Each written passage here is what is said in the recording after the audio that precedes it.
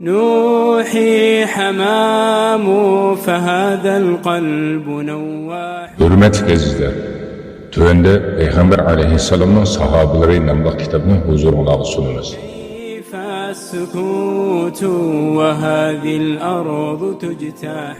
Peygamber aleyhisselamın sahabeleri. Avtori Şeyh Mahmud Misri. Uyg'urchaga tarjima qiluvchi Islom chakarlari guruhi. حمام فهذا القلب نواح وابكي منيا فملء الكون أسراح. Talha ibn Ubaydullah radiyallahu anhu. Allah onundan razı olsun. Kimki zemin yüzüde menip yürgen şehitni görüşünü xallasa, Talha ibn Ubaydullah radiyallahu anhu'ga qarasın. Allah'ın peygamberi Muhammed aleyhisselam. Uhud g'azotida Allah'ın do'sti peygamber aleyhisselamga hayotini taqdim qilgan kishini qarshi olamiz. O'zining jannat ahlidan ekanligini bilgan holatda dunyoda menib yurgan tirik shahidni qarshi olamiz. Peygamber sallallohu alayhi va sallam uning ahdisiga vafo qilib, shahid bo'lgan kishilardan ekanligiga guvohlik bergan kishini qarshi olamiz. Ulug' sahoba Talha ibn Ubaydullah al-Qurayshi at-Taymi Abu Muhammad radiyallahu anhu'ni qarshi olamiz. U jannat bilan xush bishorat berilgan 10 sahobaning biridir. U islomga dastlabda kirgan 8 sahobaning biridir. U Abu Bakr Siddiq radiyallahu anhu'ning qo'lida musulmon bo'lgan 5 kishining biridir. U shura a'zosi, maslahatchi bo'lgan 6 kishining biridir. Talha radiyallahu anhu yaxshilik qayerda bo'lsa izlab yuradigan pok tabiatli kishi edi. Atrofidagi kishilar yashayotgan jahiliyatni ko'rib, ichi siqiladi. Shu holatda g'amgin bo'lgan hazrat chekkanlikdan qalbi pora bo'ladi. U va uningdan boshqa oliyjanob pok tabiatli kishilar ana shu jahiliyatning pok hayotga aylanishini, kishilarning bu hayotda do'stlik, inoqlik, odillik va qarindoshlik soyasida yashashini orzu qiladi. U islom qahramonlaridan bir qahramon, botur chavandozlardan bir chavandoz. Dastlabki islom fatihlarida eng yaxshi va eng katta izlarni qoldirgan islom erkaklaridan bir erkakdir. Uning otasi Ubaydulloh Makkadagi sharafli va donliq kishilardan edi. Onasi Sa'ba binti Abdulloh edi. Sa'baning ona taraf bovasi Vahib ibn Abdulloh mard, sehi kishi edi. Uning o'smirlik va yoshlik mezgillari ota-onasi bilan o'tdi. U ota-onasining qo'lida hayotdagi nurg'un ishlarni, go'zal axloqlarni o'zlashtirishni va madihlashga loyiq sifatlarni mujassamlashni o'rgandi. U balog'atga yetganda Peygamber aleyhisselamның ayoli Zeynep'nin hemşirisi Hamna binti Jahish radiyallahu anha bilan to'y qildi. Talha radiyallahu anhu Makkada o'sib yetilgan edi. Shunga u Makkaning tuzlanlik va jilg'ilarini yaxshi biladi. Makkaning tog'lari va do'ngliklarida kezib yuradi. O'q etishni va nayzi sanjishni o'rgangan edi. U cho'ng bo'lganda Makka uningga torliq qilib tijorat yo'lini tanladi. Shuningdan tortib Busro va Shamning bozorlari uni rostchil savdogar, mard tijoratchi deb tanidi. Talha radiyallohu anhuning hayoti ko'chish va turish, berish va kelish orasida davomlashdi. Kunlar o'tib, kechalar takror o'taverdi. U yana tijorat qilish bilan oldirash edi. Mana bu uning o'zi uchun rozi bo'lgan va hayoti uchun tanlagan mushaqqatli ishi edi. Nihoyatda tezda ana shu go'zal orzu amalga oshdi. Jibril aleyhisselam Allah'ның do'sti, Peygamber aleyhisselamga nur elib kelgan kuni islom nuri chaqnab birdamdala koinotni yuritdi. Bu nur bilan Allah qorong'u qalblarni yuritdi va bir-biriga kirishib ketgan hayot yo'llarida tang'arqab yurgan kishilarni tavhid va iymon nuriga boshladi. Muhammed sallallohu alayhi va sallam payg'ambar qilib avatildi. Uning payg'ambarligiga Abu Bakr Siddiq radiyallohu anhu iymon etdi. Bu xabarni anglagan Talha radiyallohu anhu ikkilanmasdan Abu Bakr Siddiq radiyallohu anhuning chaqiriqi bilan haq chaqiriqiga ovoz qo'shdi. U Muhammed alayhissalomning rostchil, ishonchlik ekanligiga, Abu Bakr Siddiq radiyallohu anhu dek rostchil savdogarning Allohning do'sti payg'ambar alayhissalom bilan ozg'unlikda hargizmi birlashmaydiganligiga jazm qiladi. Talha radiyallohu anhuning yuragi qattiq so'qqan va talpingan holda Allah'ның do'sti Peygamber aleyhisselam bilan ko'rishib, bütün kainatning oldida u xalq beramanki, bir Allah'tan başka hakiki ma'bud yoktur. Guvohlik beramanki, Muhammed aleyhisselam Allah'ın elçisidir. Deb uçuq aşkarı jakarlash uchun bordi. Uning xalqi orasida o'rni va mol-mulki bo'lishiga qaramasdan Allah yo'lida azor yedi. Lekin nihoyatda tezla Allah uningdan bu azob va sinoqni ko'taribdi.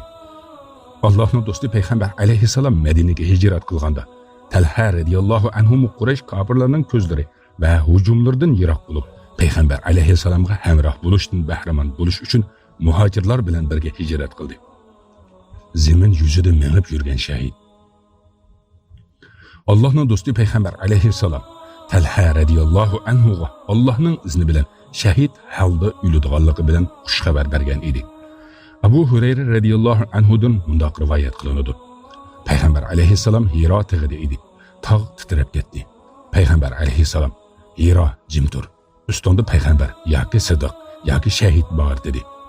Tog' ustida payg'ambar alayhissalom Abu Bakr, Umar, Osman, Ali, Talha, Zubayr va Sa'id ibn Abu Waqqas radhiyallohu anhumlar bor edi. Talha radhiyallohu anhu Allohning do'sti payg'ambar alayhissalomdan bu xush xabarni anglagandan keyin o'zining shahid holatda dunyodan ketadiganligini bilganda shahid bo'ladigan o'rinlarni izlab yuratdi. Shung u payg'ambar alayhissalom bilan Badr g'azotida boshqa hamma g'azotlarga qatnashgan edi. Birlikka kelingan so'zda u Shamda tijorat qilayotgan bo'lg'achqa Badr g'azotidan qilib qolgan. Uhud kunida Talha radhiyallohu anhu o'ziga jannatni vojib qildi. Uhud kunida Talha radhiyallohu anhu Allohning shahidlikka erishtirishini umid qilib, odati bo'yicha payg'ambar alayhissalom bishorat bergan shahidlikni izlab yuratdi. Uhud kuni kichik islom qo'shini Badr kunidagi g'albidan qilishmaydigan darajada makkaliklar ustidan g'alaba qilib ketayotgan bir paytda o'qiyotchilar atrofining ko'pinchisidan ko'rilgan cho'ng bir xatolik tufaylidan vaziyat butunlay o'zgardi va musulmonlarga ig'ir ziyon elib keldi. Hatto payg'ambar alayhissalomning o'ldirilishiga sabab bo'lg'ili tas qoldi. Bu ahvol kishilarga nihoyatda yomon ta'sir elib keldi va islomning Badr g'azotidan keyingi hayotiga ta'sir qildi. Bu o'qiyotchilar musulmonlarning dushmandan qolgan g'animatlarni bulang-talang qilayotganligini ko'rganda, dunyoni yaxshi ko'rish ularning ustidan g'olib keldi. Ular bir-biriga g'animat, hamrohinglar g'alaba qildi, nimani kutyapsizlar deyishdi. O'qiyotchilar qo'mondoni Abdullah ibn Jubayr ularga payg'ambar alayhissalomning o'z o'rinlaridan qimirlamaslik haqidagi buyruqini eslatdi va sizlar payg'ambar alayhissalomning degan so'zini unutib qoldinglarmi dedi. Lekin ularning ko'pinchisi bu eslatmaga parvo qilmadi va Alloh bilan qasamki, kishilarning yeniga berib g'animatga erishimiz dedi. Ondan bu o'qiyotchilardan 40 kishi tog'dagi o'rnini tashlab, g'animatga sherik bo'lish uchun askarlar to'piga qo'shilib ketdi. Shunda qilib musulmonlarning orqa tarafi bekor qoldi. U yerda faqat Abdullah ibn Jubayr va uning hamrohlaridan 9 kishi radhiyallohu anhumlar qoldi. Ular o'zlariga ruxsat berilganga yoki halok bo'lganga qadar o'z o'rnida turishni niyat qilib, o'rinlaridan ayrilmay turdi. Mushriklar qo'mondoni Xolid ibn Valid bu oltin fursatni ching tutib, tezlik bilan qaytib kelib, islom qo'shinining orqa sepiga yetib kelib, Abdullah ibn Jubayr radhiyallohu anhu va uning hamrohlarini butunlay qirib tashladi. Ondan musulmonlarning orqa tarafidan hujum qildi. Xolidning otliq qo'shini qattiq bir tovlagan edi. Bu ovozdan mushriklar yangi ilgirlash bo'lganligini bilib, musulmonlar ustiga qaytadan bostirib keldi. Mushriklardan Amra bint Alqama al-Harisa degan ayol oldirab berib, mushriklarning yerda tashlanib yotgan bayroqni elib ko'tardi. Shuning bilan mushriklar bayroq atrofiga yig'ildi va bir-birini chaqirishdi. Hattoki ular musulmonlarga qarshi birlashib jangni davomlashtirdi. Musulmonlar har tarafdan qurshib olindi va nihoyat qiyin ahvolda qoldi. Musulmonlardan bir qismi mushriklarning qurshovida qilib, qiyin paytlarni boshdan kechirayotgan bir paytda payg'ambar alayhissalomning atrofida jang keskinlashib ketgan edi. Payg'ambar alayhissalom, "Yanimga kelinglar. Men Allohning payg'ambari" deb musulmonlarni chaqirgan edi. Mushriklar uning ovozini anglab, uning payg'ambar alayhissalom ekanligini bilib, uning yeniga keldi va uningga hujum qildi. Payg'ambar alayhissalomni musulmon askarlardan birarsi kelib qutuldirib chiqib ketmasligi uchun mushriklar butun kuchi bilan payg'ambar alayhissalomga hujum qildi. Shuning bilan mushriklar va sahobalardan 9 kishi orasida shiddatli jang bo'ldi. Bu jangda bu sahobalardagi kam uchraydigan payg'ambar alayhissalomni yaxshi ko'rish, fidokorlik, botirlik va qahramonlik oshkor bo'ldi. Anas ibn Malik radhiyallohu anhudan mundoq rivoyat qilinadi. Uhud kuni payg'ambar alayhissalom ansariylardan 7 kishi va Qurayshdan muhojirlardan 2 kishi bilan qilib qoldi. Mushriklar payg'ambar alayhissalomga hujum qilgan edi. Payg'ambar alayhissalom: "Kim ularni bizdan qaytaradi? Uningga jannat bor" dedi. Yoki "U mening jannatga hamrohim bo'ladi" dedi. Ansariylardan bir kishi chiqib shahid bo'lguchi urishdi. Yana mushriklar payg'ambar alayhissalomni qo'shib olgan edi. Yana shundoq bo'ldi. Shu holat ansariylardan 7 kishi shahid bo'ldi. Payg'ambar alayhissalom Qurayshlik 2 hamrohiga: "Hamrohlaringlarga insofni qilmadik" dedi. Shahid bo'lgan bu 7 ansariylarning oxirgisi Amara ibn Yazid ibn Sakan radhiyallohu anhu edi. U yorlanib, yiqilib qolganga qadar urishdi. Ibn Sakan yiqilgandan keyin payg'ambar alayhissalom Qurayshlik 2 kishining orasida qilib qoldi. Sahih al-Buxoriy va Sahih Muslim bunda xotirlagan. Abu Osmonning mundoq deganligi rivoyat qilinadi. Urush bo'layotgan shu kunlarning birida payg'ambar alayhissalom bilan Talha ibn Ubaydulloh va Sa'id ibn Abu Waqqas radhiyallohu anhulardan boshqa hech kim qolmagan edi. Sa'id ibn Abu Waqqas radhiyallohu anhuga payg'ambar alayhissalom o'qdandan o'qlarni elib beradi va "Otqin, ota-onam sana pido bo'lsin" dedi. Payg'ambar alayhissalomning Saiddan boshqa hech kimga ota-onasini jamlamaganligi, ya'ni ota-onam pido bo'lsin demaganligi Said radhiyallohu anhuning naqadar iqtidorli ekanligini ko'rsatib beradi. Jabirdan rivoyat qilinadiki, u mundoq deydi: Uhud kuni kishilar qochgan vaqtda payg'ambar alayhissalom bir tarafda 12 kishining orasida edi. Talha radhiyallohu anhu shularning birisi edi. Payg'ambar alayhissalomni mushriklar qurshib olgan edi. U: "Bu dushmanlarga kim chiqadi?" dedi. Talha radhiyallohu anhu "Men" dedi. Payg'ambar alayhissalom "Joyingda turg'in" dedi. Yana bir kishi "Men chiqay" degan edi. Payg'ambar alayhissalom "Sen chiq" dedi. U kishi shahid bo'lg'icha jang qildi. Payg'ambar alayhissalom atrofiga qaragan edi. Mushriklar bor edi. Payg'ambar alayhissalom "Bularga kim chiqadi?" degan edi. Talha radhiyallohu anhu yana "Men" dedi. Payg'ambar alayhissalom "Joyingda turg'in" dedi. Ansariylardan bir kishi "Men chiqay" degan edi. Payg'ambar alayhissalom "Sen chiq" dedi. Bu kishimi shahid bo'lg'icha jang qildi. Ahvol mushu holatda davomlashdi. Hattoki payg'ambar alayhissalom bilan faqat Talha radhiyallohu anhu qoldi. Payg'ambar alayhissalom yana "Bu dushmanlarga kim chiqadi?" dedi. Talha radhiyallohu anhu "Men chiqay" dedi. Shuning bilan Talha radhiyallohu anhu oldingi 11 kishidek jang qildi. Hattoki uning barmoqlari kesilganda u "Vayjon" degan edi. Payg'ambar alayhissalom "Agar bismillah degan bo'lsam, kishilarning ko'z oldida farishtalar seni ko'tarib elib chiqib ketgan bo'ladi" dedi. Ondan Alloh mushriklarni kayniga yondirdi. Tabroniyning rivoyatida "Agar bismillah degan bo'lsam, kishilarning ko'z oldida farishtalar seni uchirib elib chiqib ketgan bo'ladi" dedi. Nasa'iy va Bayhaqiyning daloilda qilgan rivoyatida "Hatto seni havo bo'shligiga elib kirib ketgan bo'ladi" degan.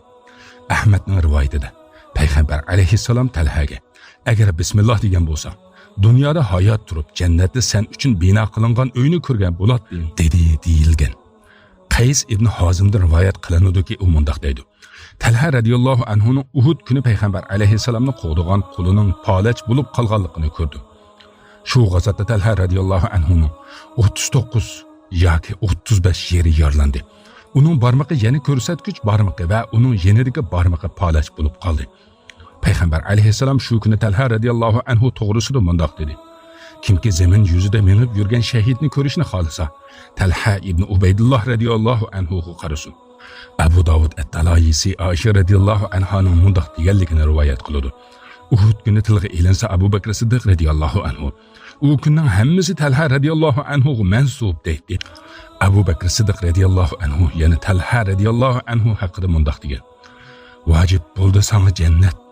Talha ibn Ubaydulloh suyu suzuk buloqlardan urun bersun sana Allah. Talha radhiyallohu anhuning qizlari Aisha va Ummu Ishoq radhiyallohu anha rivoyat qilib mundoq deydi: Uhud kuni otamizdan 24 yeri yorlandi. Bulardan 4 chasi shakillik bir yara uning beshida edi. Uning tumiri uzilib ketdi. Barmog'i polach bo'lib qoldi.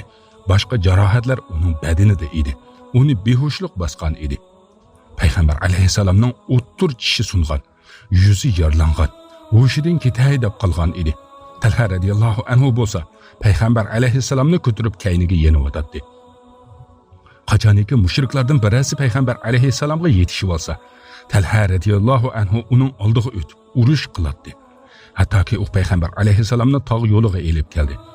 Hatto payg'ambar alayhissalom u to'g'riliq mundoq dedi: Talha Allohning payg'ambariga fidokorlikni qilganligi uchun o'ziga jannatni vojib qildi.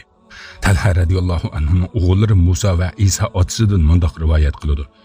Payg'ambar alayhissalomning sahobalari bir A'robiyga payg'ambar alayhissalomning yeniga kelib, ahdiga vafo qilib shahid bo'lgan kishining kimligini so'rashni aytdi. Chunki sahobalar payg'ambar alayhissalomni hurmatlaganlikdan va uningdan aymanganlikdan savol so'rashga petinolmaydi. U mundoq deydi: A'robiy payg'ambar alayhissalomni so'rgan edi. Payg'ambar alayhissalom boshqa yoqqa qarab oldi. A'robiy yana so'rgan edi, yana boshqa yoqqa qarab oldi. Ondan men Talha radiyallohu anhu masjid darvozasidan kirdim. Ustimda yeshil kiyim bor edi. Payg'ambar alayhissalom meni ko'rganda ahdiga vafo qilib, shahid bo'lgan kishi to'g'riliq so'rgan kishi qani dedi. A'robiy: "Mana men, ey Allohning payg'ambari" dedi. Payg'ambar alayhissalom: "Bu Talha ahdiga vafo qilib shahid bo'lgan kishidir" dedi. Talha radiyallohu anhu rivoyat qilinadiki, u mundoq deydi: Uhud kuni badanimning hamma yeri yarlandi, hattoki avratim yarlandi. Uhud kuni yordam bergan edi Talha Muhammadga. Qiyinchilik og'ir bo'lgan dishvorchilik bir soatda qo'li bilan qaytirdi u nayzalarni Muhammaddan, barmoqlari kesildi ham palach bo'ldi zarbalardan. فؤادي كلما سمع النداء وأقبل. Hürmetlik anlıqçılar, bu qatımlıq anlatışımız muşu yerde ahırlaştı. Sizlerine büyük Allah'ın amallıqı tavşırımız. Allah'a emanet. في عزة تسمو به للعالي. نوحي حمام فهذا القلب نواح. Hürmetlik azizler, tövende Peygamber aleyhisselam'ın sahabeleri namlıq kitabını huzuruna sununuz. كيف السكوت وهذه الأرض تجتاح. Peygamber aleyhisselam'ın sahabeleri. Avtori Şeyh Mahmud Misri. Uygurcaga tercüme qiluvchi İslam Çakarları Grupusi. حمام فهذا القلب نواح وابكي منيا فملء الكون أسراح. Talha ibn Ubeydullah radiyallahu anhu. Allah onundan razı olsun. İkinci kısım. Onun Peygamber aleyhisselam'a edep saklaganlığı. Talha ibn Ubeydullah radiyallahu anhu'nun edep ahlakı, onun Peygamber aleyhisselam'ni Uhud gazdıda, Uhud meydanıdan sörep elip çıkış jarayonida uçuq aşkarı namayan buldu. İbn İshaq mundaq deydi: Peygamber aleyhisselam bir Quram taşqı çıkış üçün o'rnidan turdi. Peygamber aleyhisselamның yeşi çoğuyup qalgan, onun üstüge u ikki savut kelib algan idi.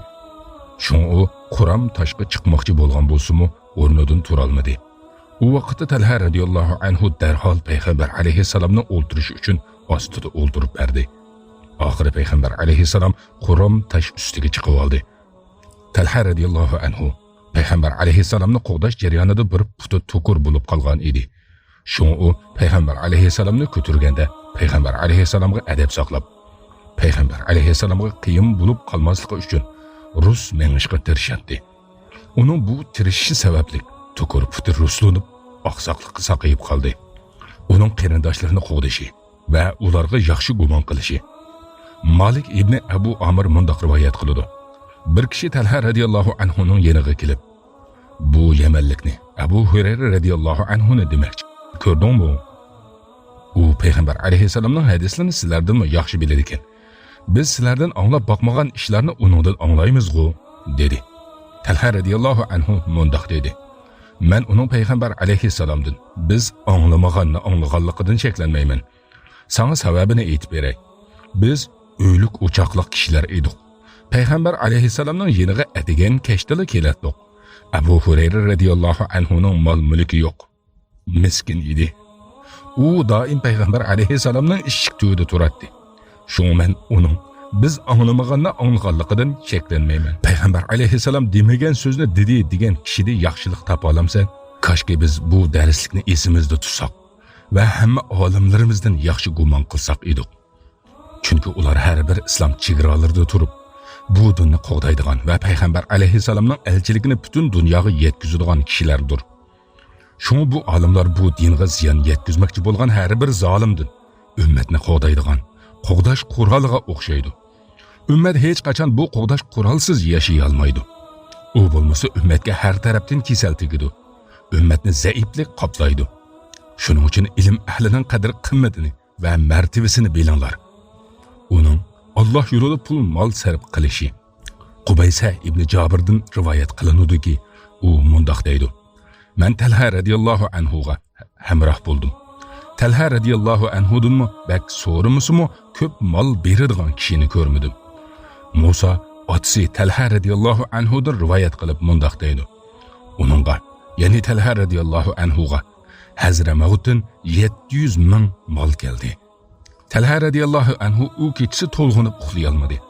Ayoli uningga: "Sana nima bo'ldi?" dedi.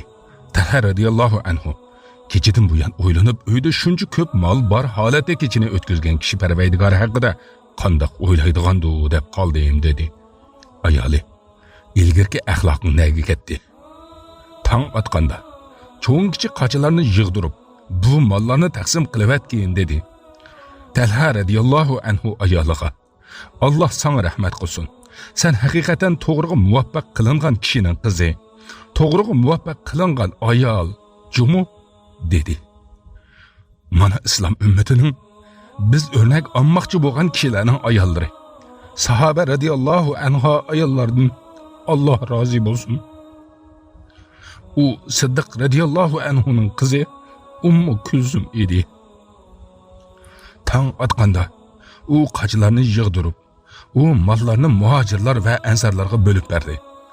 Ali radiyallohu anhu u moldan bir qocha avatib berdi.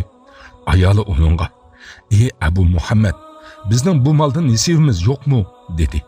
Talha radiyallohu anhu: "Atigandan bu yan nega ketgan eding? Yiliqi qilib qolgan molni sen ishlatgan" dedi.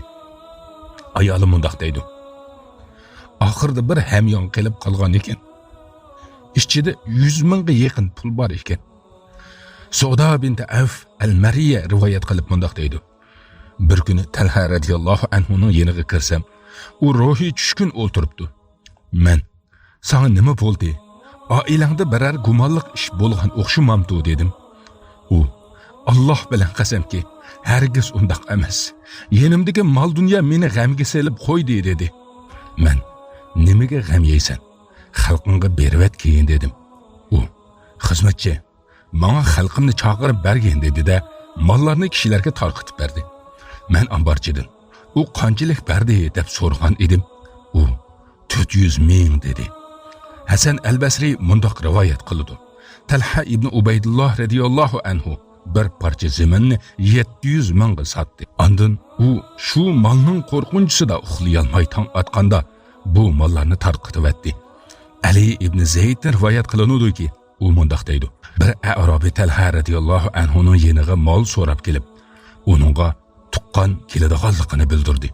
Talha radiyallohu anhu: "Sendan burun hech kim mendan bundoq tuqqanchilik sababi bilan bir narsa so'rab boqmagan edi. Osmon radiyallohu anhu menga 300 mingga bergan zaminim bor. Xohlasang shu zaminni olgin. Xohlasang zaminni Osmon radiyallohu anhuga setib pulini sana beray" dedi. Arabi: "Pulni bergin" dedi. Talha radiyallohu anhu uning deganini berdi. U haqiqatan yaxshi Talha, mard Talha, saxiy Talha radiyallohu anhudir. Uning Jamal urushida tutgan maydoni va Alloh yo'lidagi shahidlik.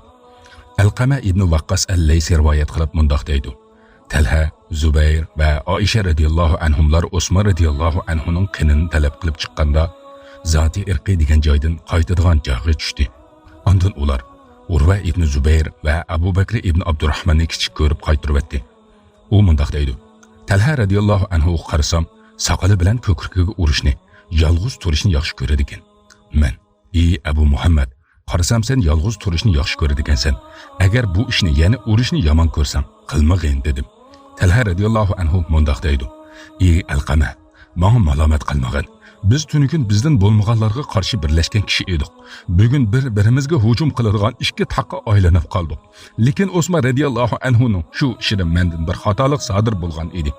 Bunun kafarati faqat qinimni to'kib bo'lsa-mu, Osman radhiyallohu anhuning qinini talab qilish deb qarayman."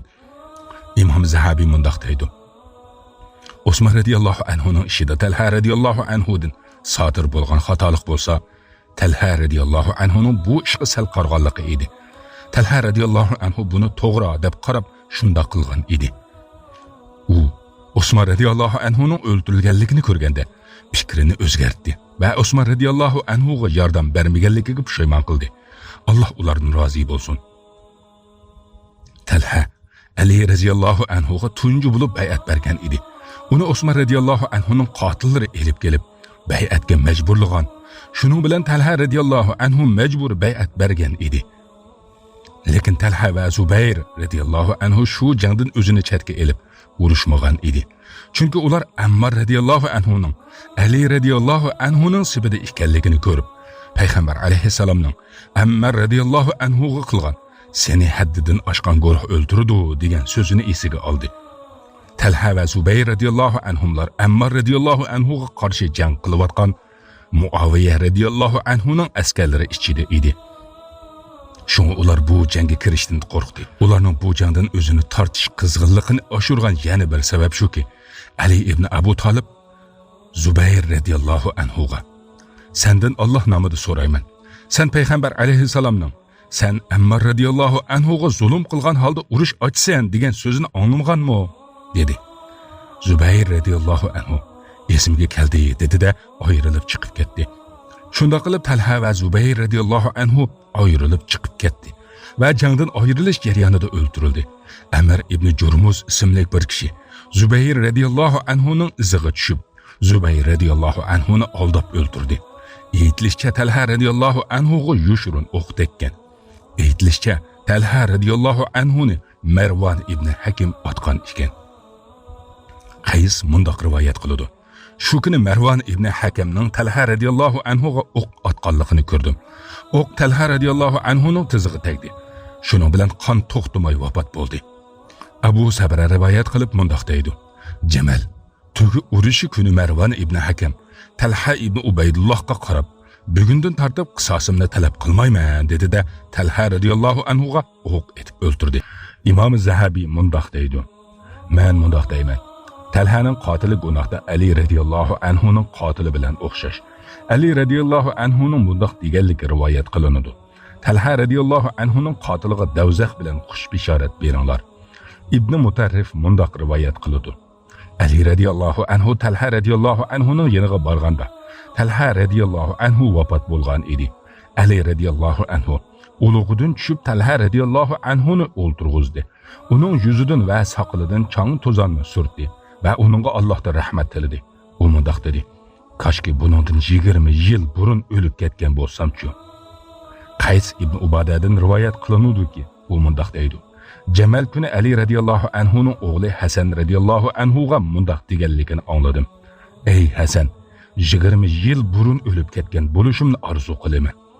Talhaning ozodkarlisi Abu Habibdan rivoyat qilinadiki, u mundaq deydi: Jamal urushidan keyin Talha radhiyallohu anhuning o'g'li Imron bilan Ali radhiyallohu anhuning yoniga kirsam, Ali radhiyallohu anhu Imronni qarshi oldi va o'ziga yaqin akilib mundaq dedi: Alloh meni va otangni ularning dillaridagi dushmanlikni chiqarib tashlaymiz. Ular o'zaro qarindosh bo'lgan holda taxtlar ustida bir-biriga qarshi o'ltiradi degan kishilar qatoridan qilishni umid qilaman. Allohning uni vafotidan keyin qo'g'diganligi. Haqiqatan Alloh mu'min bandasini hayot vaqtida qo'g'digandek o'lgandan keyin qo'g'daydi. Mana bu Talha radhiyallohu anhu uning vafotidan 30 yildan ko'proq vaqtdan keyin kishilar uning qabrisini ichib boshqa o'ringa yo'tkaydi. Bu vaqtda uning soqolining bir tarafidagi ozroq tuklardan boshqa hech yeri o'zgarmagan edi. Musanna ibn Sa'id rivoyat qilib mundaq deydi: Bir kishi Talha radiyallohu anhuning qizi Oishaning yeniga kelib mundoq dedi. Shunda Talhani ko'rdim. U Oishaga degin, meni bu o'rindan yo'tkivasson. Bu nam yer menga ozor berdi dedi. Shuning bilan Oisha g'azablangan holda uloqqa minib u yerga bordi. Ular u yerga qurilish soldi va Talha radiyallohu anhuni yo'tkidi. Shu vaqtda uning soqolining bir tarafidagi yoki beshidagi bir necha tuklardan boshqa hech bir yeri o'zgarmagan edi. Talha radiyallohu anhu vafot bo'lib, shu vaqtgacha 30 necha yil o'tgan edi. Mas'udning aytishicha, tush ko'rguchi Oisha o'zi edi. Alloh taolo Talhadan va boshqa sahobalarning hammasidan rozi bo'lsin. Amin. يهنأ فؤادي كلما سمع النداء وأقبل. Hürmetlik anlıqçılar, bu qatımlıq anlatışımız muşu yerde ahırlaştı. Sizlerine büyük Allah'ın amallıqı tavşırımız. Allah'a emanet. به في عزته تسمو به للعالي.